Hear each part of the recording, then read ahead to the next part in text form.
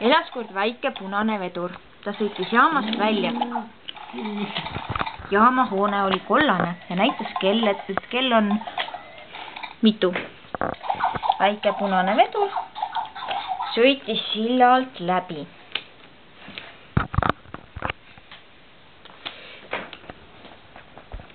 Siis sõitis väike punane vedur ringi peale. Kohtumisel peateega ootas hobune ära, et väike punane vedur läbi saaks ja alles siis läks hobune üle tee. Ja siis ta kukkus maha. Väike punane vedur sõitis üle silla. Väike punane vedur sõitis jaama, sest jaamas ootas teda kollane vagun. Väike punane vedur mõtles, et ta tahab kollast vagunist peale võtta.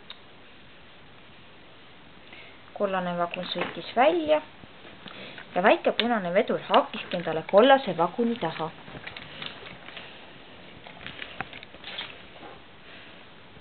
Väike punane vedur läks suurele ringile.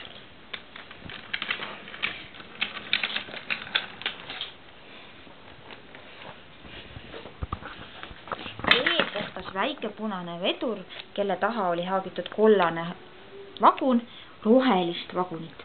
Aga roheline vagun ei tahtnud neil ennast taha haakida. Väike punane vedur sõitis läbi tunneli. Ja tunneli teisest otsast tuli ta välja. Jakk. Väike punane vedur sõitis tehnilise silla peale. Õnneks ta sai sellest õigel ajal üle. Ja tegi õnnetuse alla sõites. Ma näitan kohe, kuidas ta tegi. Nii. Ja siis sõitis alla.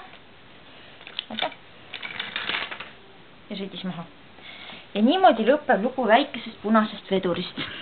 Lapsed, siit moraal. Sõitke kaine peaga.